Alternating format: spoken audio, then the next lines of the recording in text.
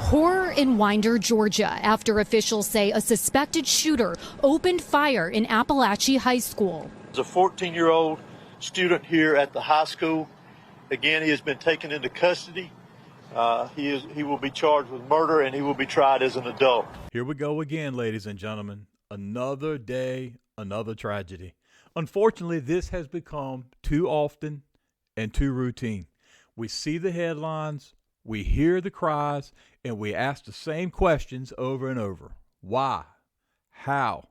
But is it possible we're asking the wrong questions? Welcome back to Faithful Impact, everybody. I'm Jay. Today I want to discuss the real reason behind all of the violence that we're witnessing today and the school shootings that we're seeing over and over and over again. It just seems to be a routine thing now in our news cycle, and we've got to get to the bottom of it. And the bottom of it is not more law, not more stringent gun laws, none of those things. There's an issue going on in the heart of our people, and we've got to get to the bottom of it. Politicians want the conversation to be about guns. Ladies and gentlemen, it's not about guns. It's not about stricter gun laws. In fact, speaking of laws, isn't it against the law to commit murder? But these shooters are committing murder. So that law did not stop this shooter in this recent school shooting of committing murder. No law you would have put in front of this kid would have stopped him. So what this is really about is what our children are missing. Do you agree the moral compass of humanity in general is pointing south and it needs to be redirected to point north again? Tell me in the comment section below what you think about that. I want to start by addressing this huge elephant in the room. We live in a society that's quick to blame the tools, but never do they talk about the heart of humanity. They may talk about the mindset somewhat when they speak of mental illness, but they never direct their conversation towards the heart of humanity. And the real issue, ladies and gentlemen, is not guns. It's a godless generation.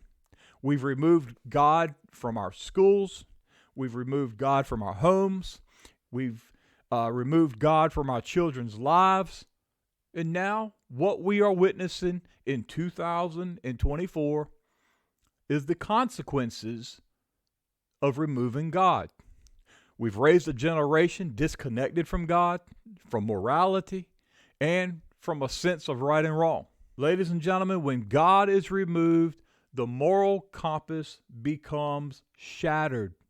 Proverbs 22:6 tells us to train up a child in the way he should go, and when he is old, he will not depart from it. I can tell you personally, that is a true statement for my own life, because though I veered off during my teen and early 20s, mid and late 20s even, I still knew right from wrong because it had been embedded in me. It had been sowed in me as a young man.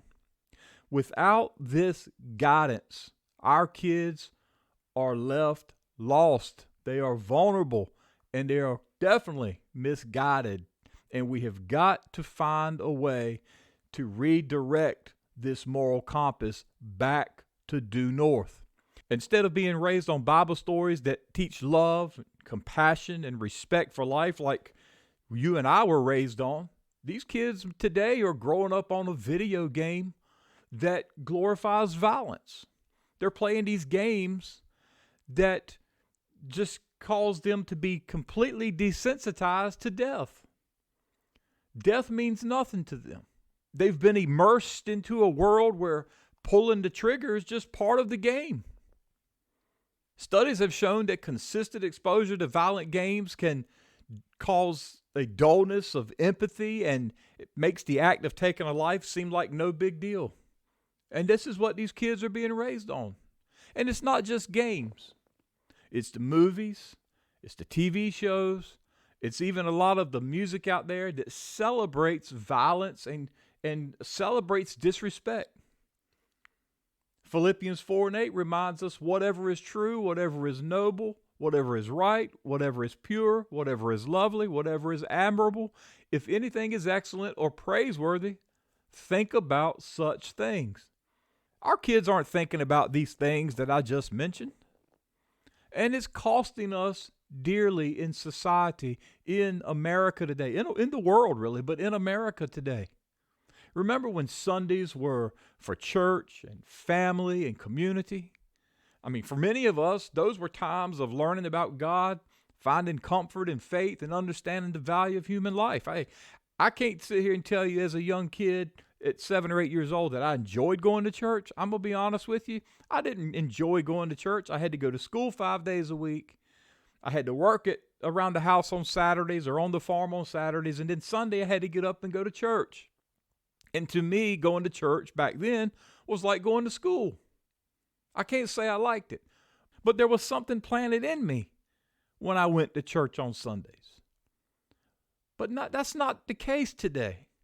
Today, Sundays are just another day to catch up on the latest Netflix clips or play another round of that violent video game. Or in many cases, Sunday mornings is for ball practice and things like that. This never took place when we were younger. It just didn't happen. Now Sunday is that day to go do all the other things you want to do. Nowhere in our plans is God at the top of the list. We've traded sanctuaries for big screens, and our children are the ones paying the price, in my opinion. Without God, ladies and gentlemen, there's no foundation of love, there's no fear of consequence, and there's no respect for life. Psalm 127:1 tells us, unless the Lord builds the house, those who build it labor in vain. Without God as the foundation, everything else crumbles. So I believe the solution is very obvious. It's time to put God back in our families, back in our communities, back into our homes. It's got to happen. It's time to unplug from the things that desensitize us and plug back into what gives us purpose and direction. Let me just tell you this, parents, if you're watching this right now, you owe it to your kids to take them to a good Bible-based church. Start reading the Bible to your kids when they are young. Teach them that life is precious. And the reason it's precious is because it's a God-given thing. Let's raise a generation that knows God. Let's raise a generation that values life and understands the difference between fantasy and reality. Only then can we hope to see a real change in our society. As it says in Deuteronomy chapter 6, verses 6 and 7, these commandments that I give you today are to be on your hearts. Impress them on your children. Talk about them when you sit at home and when you walk along the road, when you lie down and when you get up. The problem is not the weapons. It's the emptiness inside our hearts.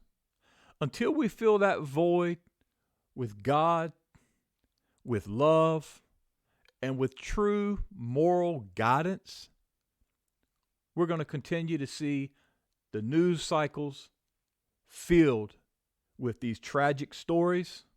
We're going to continue to hear about these terrible tragedies that are taking place around us.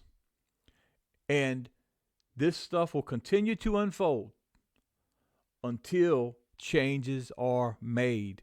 It's time to make that change, ladies and gentlemen. We need to make that change one family, one child, and one prayer at the time. Okay, that's my word for today. Like, subscribe, and share this video if you will. I'll see you on the next video, and until then, may the Lord bless you.